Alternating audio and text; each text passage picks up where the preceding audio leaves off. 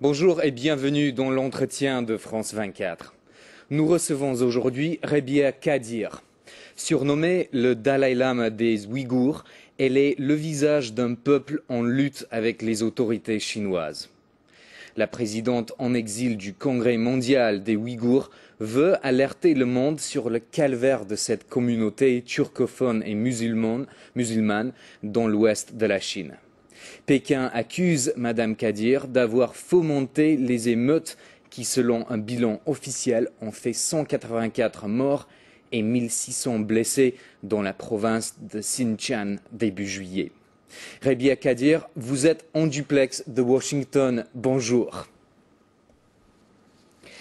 Les autorités chinoises vous font passer dans le monde entier pour un leader terroriste. Comment ripostez-vous à cette campagne de propagande ?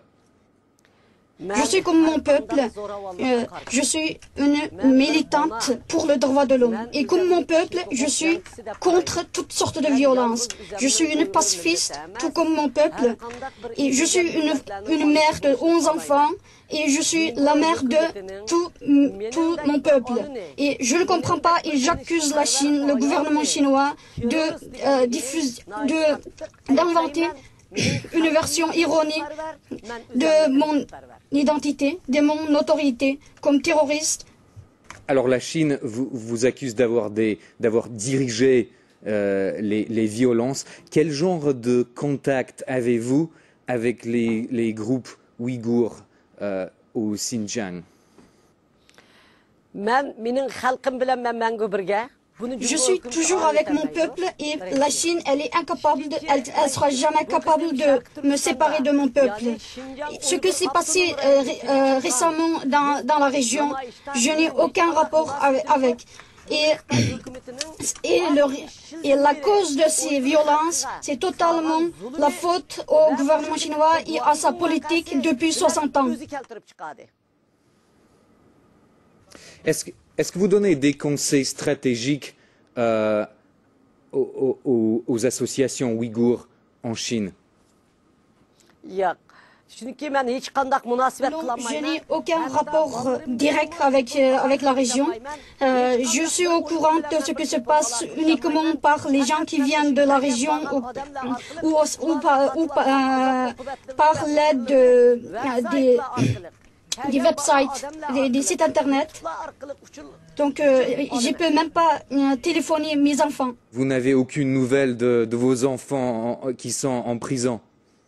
Mes enfants, que ce soit dans la prison ou à l'extérieur, je n'ai aucune nouvelle d'eux. Je ne peux pas téléphoner ou je ne peux pas parler avec eux. Et je n'ai même pas de lien avec mes proches, ma famille de là-bas. Donc, vous n'avez aucune source pour savoir ce qui se passe réellement aujourd'hui à Urumqi?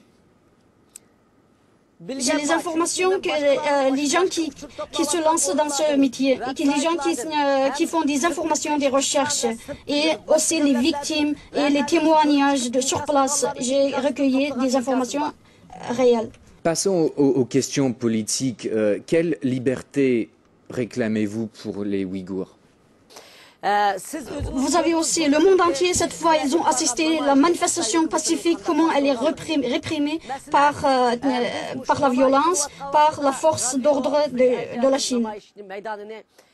Donc, la manifestation a été commencée par les étudiants et qui est devenue, à la fin, qu'elle est réprimée par les forces d'ordre, avec les armes lourdes.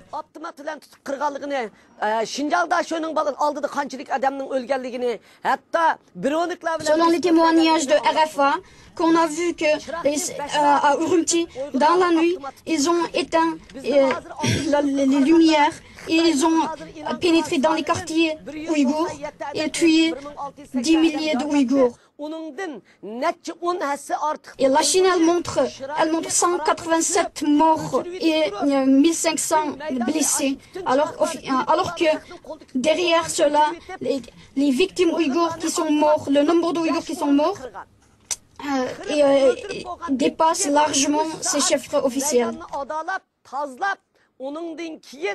Alors, Madame Kadir, je vous repose la question. Quelles sont vos réclamations? Quelles sont vos réclamations pour les Ouïghours? Les revendications? Uygurlarga qandaq erkinlik talep qılıptım. Uygurlarning hazır sözleş hukuku yok. Uygurlarning Les Ouïghours, ils n'ont aucun droit culturel ni linguistique. Sözleş hukuku yok. Uygurlarning medeniyet ve muarif terakki qilish hukuku yok. Ils n'ont pas droit à parler leur propre langue. Ils n'ont pas accès à l'éducation dans leur propre langue. Et ils n'ont pas le droit pour le développement culturel ni économique. Et par contre, ils ont bien le droit pour obéir. Ils ont bien le droit pour mourir, ils ont bien le droit à écouter l'ordre chinois. Donc, je réclame seulement la liberté d'être soi-même, la liberté de décider leur propre avenir par les Ouïghours eux-mêmes. Votre but est-il l'autonomie, donc, ou l'indépendance?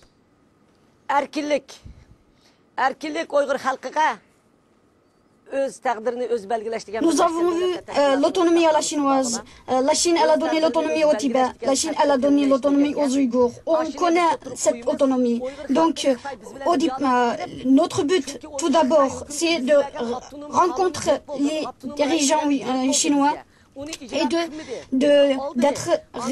d'être ensemble dans une table ronde pour négocier et pour entendre qu'est-ce qu'ils nous proposent et qu'est-ce que nous on propose.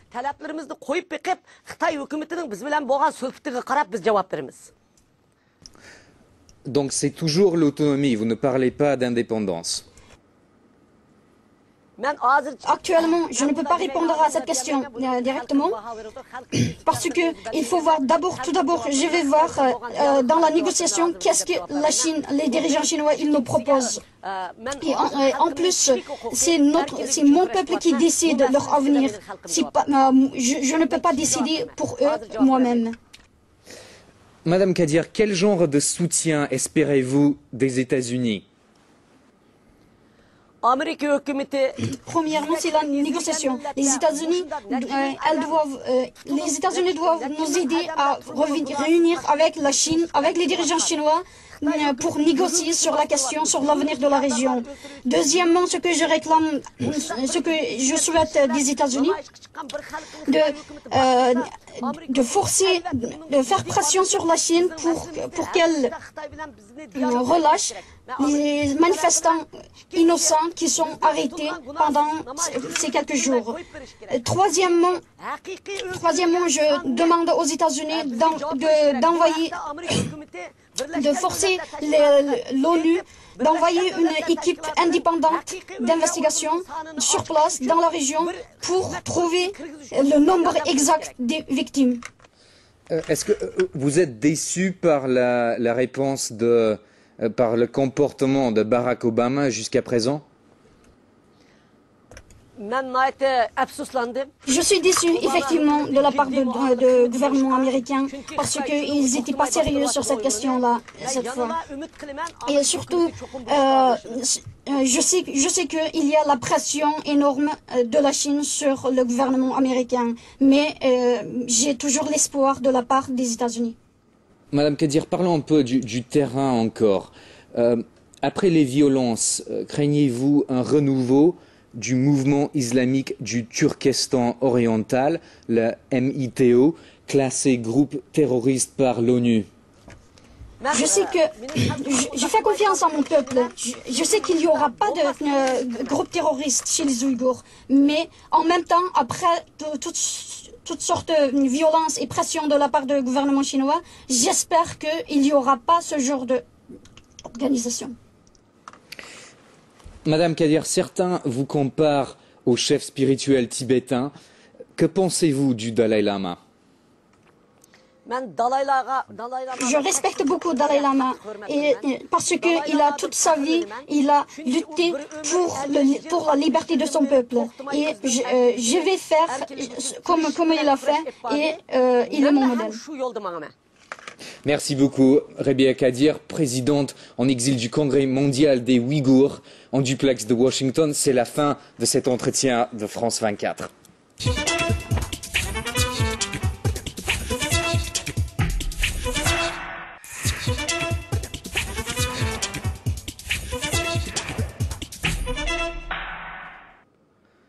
Bonjour et bienvenue dans l'entretien de France 24.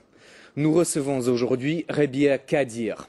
Surnommée le Dalai Lama des Ouïghours, elle est le visage d'un peuple en lutte avec les autorités chinoises.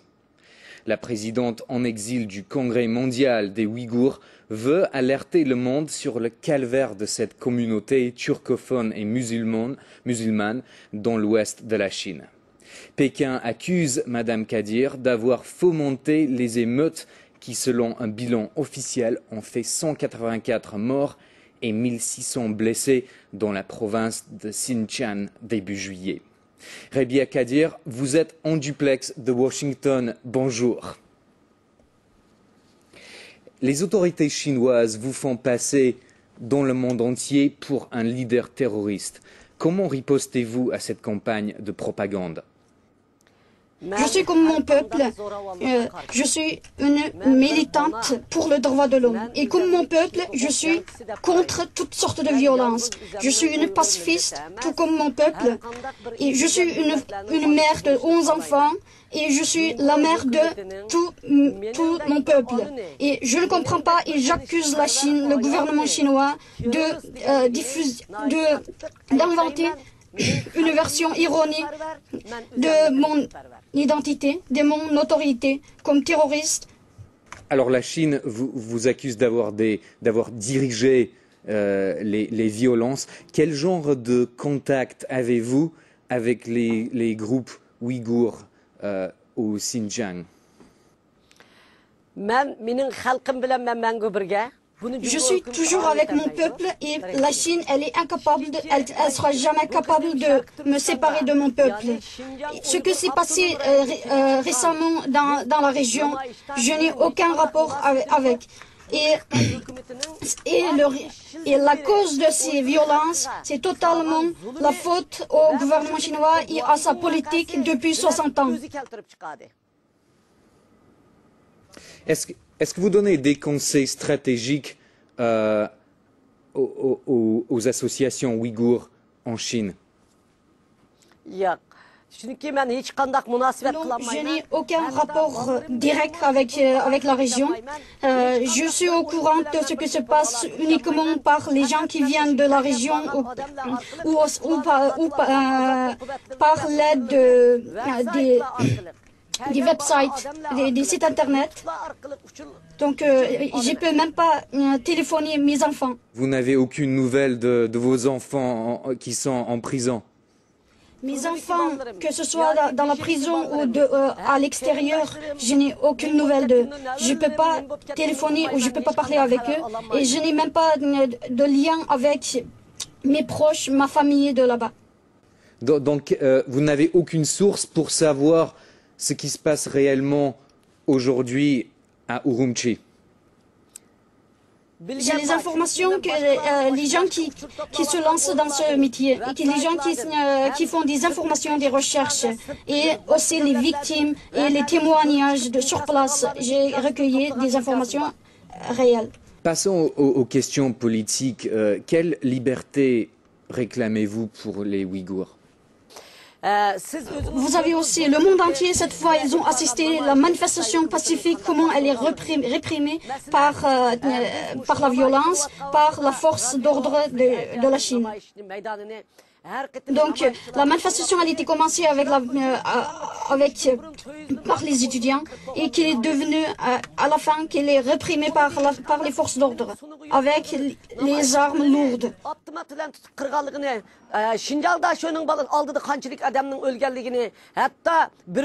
Selon les témoignages de RFA, qu'on a vu à Urumqi, dans la nuit, ils ont éteint les lumières et ils ont pénétré dans les quartiers ouïghours et tué 10 milliers de Ouïghours. Et la Chine, elle montre 187 morts et 1500 blessés. Alors que derrière cela, les victimes ouïghours qui sont morts, le nombre d'Ouïghours qui sont morts, dépasse largement ces chiffres officiels. Alors, Madame Kadir, je vous repose la question. Quelles sont vos réclamations? Quelles sont vos réclamations pour les Ouïghours? Les revendications? Les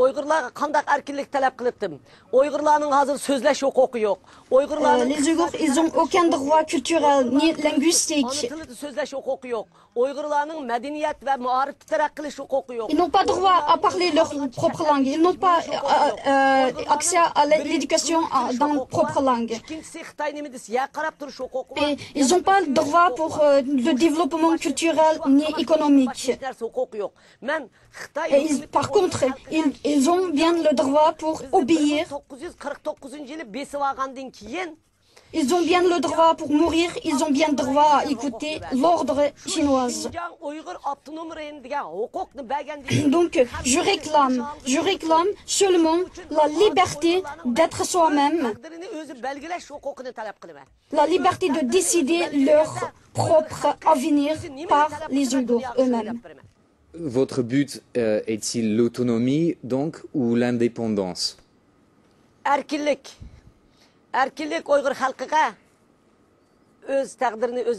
Nous avons vu l'autonomie à la chinoise. La Chine, elle a donné l'autonomie au Tibet. La Chine, elle a donné l'autonomie aux Ouïghours. On connaît cette autonomie. Donc, notre but, tout d'abord, c'est de rencontrer les dirigeants chinois et d'être ensemble dans une table ronde pour négocier et pour entendre qu'est-ce qu'ils nous proposent et qu'est-ce que nous on propose.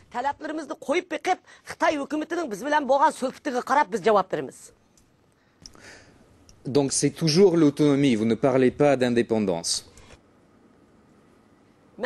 Actuellement, je ne peux pas répondre à cette question directement parce que il faut voir tout d'abord, je vais voir dans la négociation qu'est-ce que la Chine, les dirigeants chinois, ils nous proposent. Et en plus, c'est mon peuple qui décide leur avenir. Je ne peux pas décider pour eux moi-même. Madame Kadir, quel genre de soutien espérez-vous des États-Unis? Premièrement, c'est la négociation. Les États-Unis doivent nous aider à réunir avec la Chine, avec les dirigeants chinois, pour négocier sur la question, sur l'avenir de la région. Deuxièmement, ce que je réclame, ce que je souhaite des États-Unis, de forcer, de faire pression sur la Chine pour qu'elle relâche les manifestants innocents qui sont arrêtés pendant ces quelques jours. Troisièmement, je demande aux États-Unis de forcer l'ONU d'envoyer une équipe indépendante d'investigation sur place dans la région pour trouver le nombre exact des victimes. Est-ce que vous êtes déçu par la réponse par le comportement de Barack Obama jusqu'à présent? Je suis déçu, effectivement, de la part du gouvernement américain parce qu'ils n'étaient pas sérieux sur cette question-là, cette fois. Et surtout, je sais qu'il y a la pression énorme de la Chine sur le gouvernement américain, mais j'ai toujours l'espoir de la part des États-Unis. Madame Kadir, parlons un peu du terrain encore. Après les violences, craignez-vous un renouveau du mouvement islamique du Turkestan oriental, le MITO, classé groupe terroriste par l'ONU? Je sais que je fais confiance en mon peuple. Je sais qu'il n'y aura pas de groupe terroriste chez les Ouïghours. Mais en même temps, après toutes sortes de violences et pressions de la part du gouvernement chinois, j'espère qu'il n'y aura pas ce genre d'organisation. Madame Kadir, certains vous comparent au chef spirituel tibétain. Que pensez-vous du Dalai Lama? Je respecte beaucoup Dalai Lama parce qu'il a toute sa vie, il a lutté pour la liberté de son peuple. Et je vais faire comme il a fait et il est mon modèle. Merci beaucoup, Rebia Kadir, présidente en exil du Congrès mondial des Ouïghours en duplex de Washington. C'est la fin de cet entretien de France 24.